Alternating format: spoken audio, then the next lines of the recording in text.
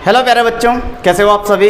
बढ़िया बच्चों, आज के इस लेक्चर में हम विद्युत द्विध्रुव के कारण इसकी अक्ष और निरक्ष पर विद्युत क्षेत्र की तीव्रता की गणना करेंगे। ठीक बच्चों, आइए सबसे पहले हम विद्युत द्विध्रुव की अक्ष पर विद्युत क्षेत्र की तीव्रता की गणना कर लेते हैं।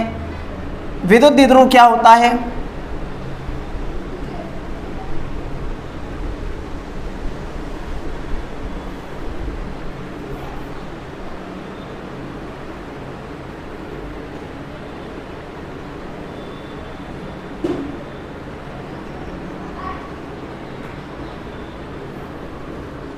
विद्युत द्विध्रुव समान परिमाण के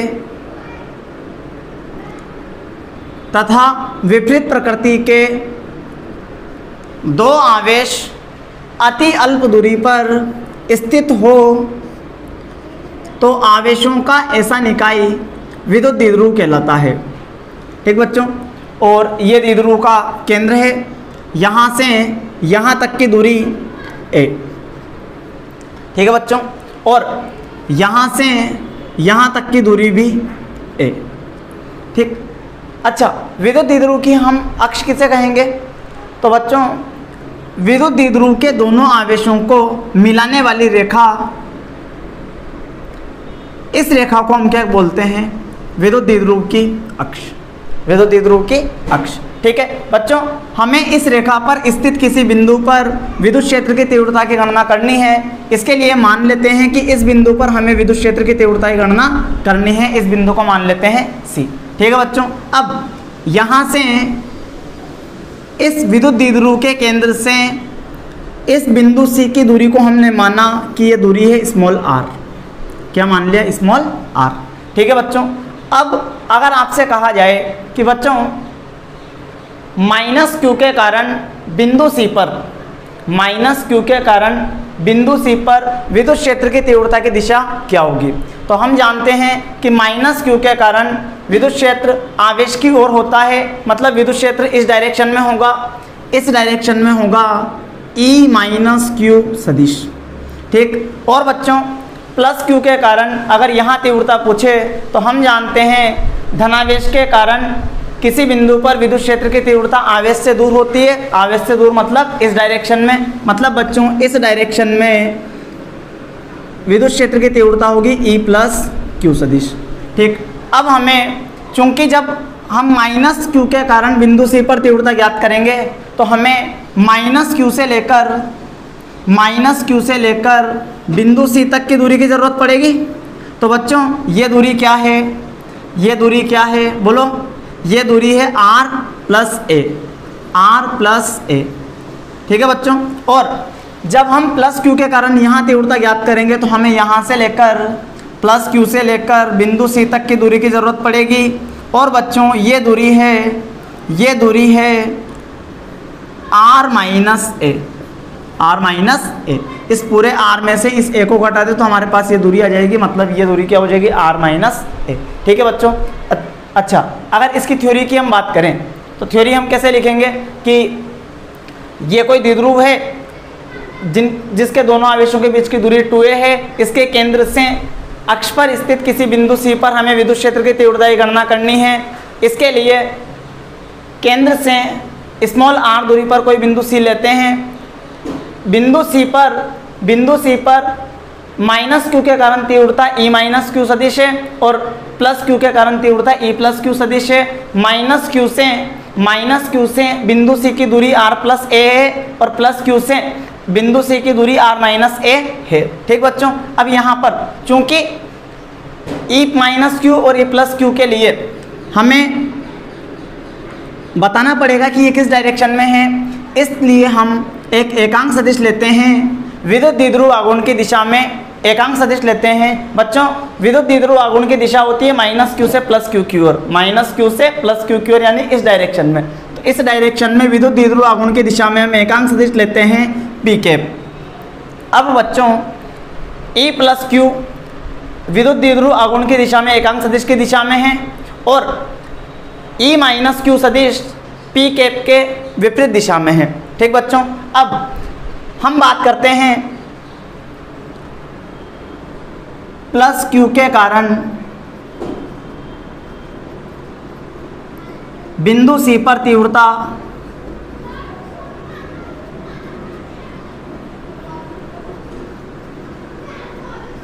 बोलो क्या है, बोलो E प्लस क्यू बराबर, अच्छा सदिश लगा दो, क्या हो जाएगा के क्यू बटे दूरी, बोलो दूरी प्लस क्यू से बिंदु सी की दूरी आर माइनस ए इसका होल स्क्वायर, और ये हो जाएगा पी कैप। ठीक है बच्चों, इसे देंगे समीकरण नंबर 1 नाम। ठीक, इसी तरह माइनस क्यू के कारण बिंदु सी पर तीव्रता, बोलो क्या होगी, E माइनस क्यू सदिश बराबर होगा के क्यू बटे, बोलो यहां से यहां तक की दूरी क्या हो जाएगी, R प्लस ए इसका होल स्क्वायर, बोलो माइनस पी कैप, चूंकि ये पी कैप के विपरीत दिशा में है। ठीक है, तो माइनस पी कैप, क्या मैं इसी को ऐसा लिख सकता हूं क्या, बोलो फटाफट, ऐसा लिख सकता हूं क्या, E माइनस क्यू सदिश बराबर होगा, बोलो माइनस के क्यू बटे आर प्लस ए इसका होल स्क्वायर, और ये पी कैप।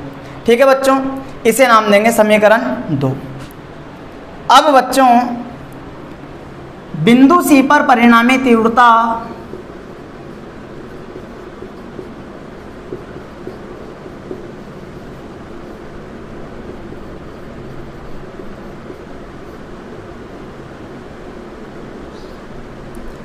E सदिश बराबर होगा E प्लस क्यू सदिश प्लस E माइनस क्यू सदिश। ठीक बच्चों, इसे नाम दे दो समीकरण 3। ठीक है, समीकरण 1, 2 व समीकरण 3 से समीकरण 1, समीकरण 2 व समीकरण 3 से। ठीक है बच्चों, यहाँ तक की कहानी तो आपके समझ में आ गई होगी। ठीक, अब बच्चों हमें बिंदु सी पर परिणामी तीव्रता ज्ञात करनी है।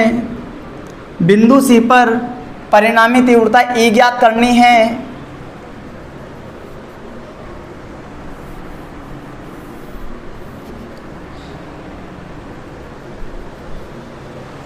ठीक, तो E सदिश बराबर क्या होगा, E सदिश बराबर होगा, बोलो E प्लस क्यू सदिश क्या है, समीकरण 1 देखो, के क्यू बटे आर माइनस ए होल स्क्वायर पी कैप। ठीक है, और E माइनस क्यू क्या है, माइनस के क्यू बटे आर प्लस ए इसका होल स्क्वायर पी कैप। ठीक है बच्चों, बोलो आगे, बोलो E सदिश बराबर कुछ कॉमन आ रहा है क्या, के क्यू कॉमन, पी कैप भी कॉमन, बोलो 1 बटे आर माइनस ए इसका होल स्क्वायर माइनस 1 बटे R plus a, R plus a इसका होल स्क्वायर। ठीक बच्चों, एलसीएम लेना आता है, के क्यू, बोलो एलसीएम क्या आएगा, आर माइनस ए होल स्क्वायर और आर प्लस ए होल स्क्वायर। ठीक है बच्चों, बोलो ये यहाँ और ये यहाँ, तो बोलो क्या आएगा, आर प्लस ए whole square minus R minus ए होल स्क्वायर। ठीक है बच्चों, एक बात ध्यान रखोगे, अच्छा ये पी कैप क्या, कि चूंकि आर प्लस ए whole square minus R minus ए होल स्क्वायर ये होता है बच्चों 4AR, 4AR याद रख लोगे। ठीक, इसे मैं सोल्व करके बता देता हूँ। देखो कि R square plus A square plus 2AR, ये तो इसको सोल्व किया ए प्लस बी के होल स्क्वायर से, minus R square plus A square minus 2AR, ये ए माइनस बी के होल स्क्वायर से। ठीक, जब आप इसे सोल्व करोगे तो R square plus A square plus 2AR minus R square minus A square plus 2AR। इससे ये कैंसिल और इससे ये कैंसिल, 2AR और 2AR, ये क्या हो जाएगा 4AR। ठीक बच्चों, अगर हम इसे डायरेक्ट याद रख लें कि R प्लस ए का whole square minus R minus a का होल स्क्वायर, ये बराबर होता है 4AR। ठीक, तो हम इस कैलकुलेशन से बच जाएंगे। ठीक, आगे देखो, अब इसे क्या लिख सकते हैं हम, बोलो फटाफट। KQ 4AR, और इसे लिखा जा सकता है, ये बच्चों ये ऐसे हैं ए स्क्वायर गुणा बी स्क्वायर, तो इसे ए बी इसका होल स्क्वायर लिखा जा सकता है ना। तो बोलो क्या आ जाएगा, R minus A R plus a इसका होल स्क्वायर और ये पी कैप। ठीक बच्चों, बोलो आगे, बोलो E सदिश बराबर KQ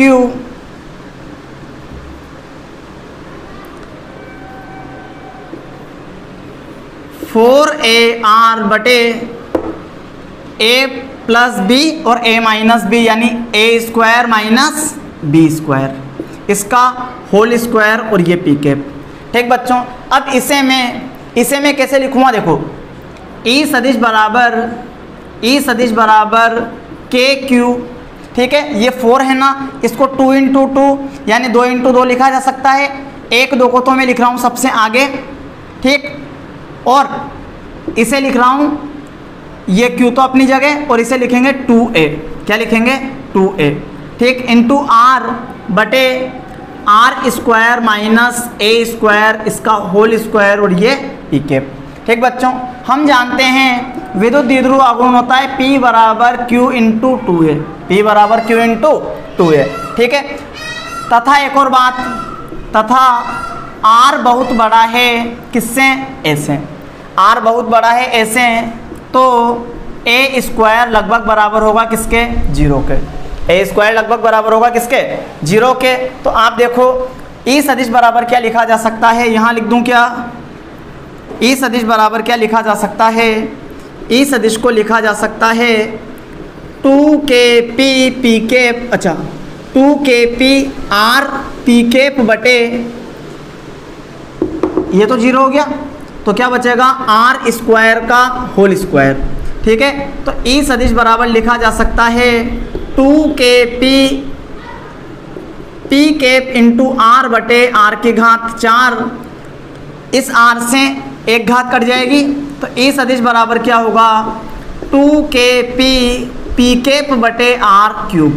ठीक है, चूंकि बच्चों P कैप बराबर होता है P सदिश बटे P, P सदिश बटे P, तो P इंटू पी कैप बराबर होगा P सदिश, तो यहाँ E सदिश बराबर लिखा जा सकता है 2KP सदिश बटे R क्यूब।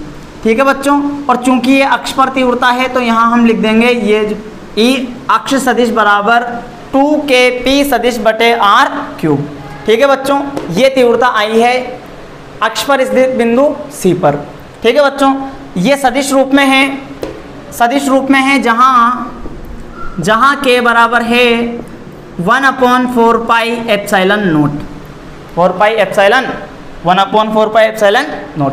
ठीक बच्चों, अच्छा अगर इसी को परिमाण रूप में लिखना होता, तो परिमाण रूप में हम क्या लिखते हैं, परिमाण रूप में लिखा जाता E अक्ष बराबर 2KP बटे R क्यूब।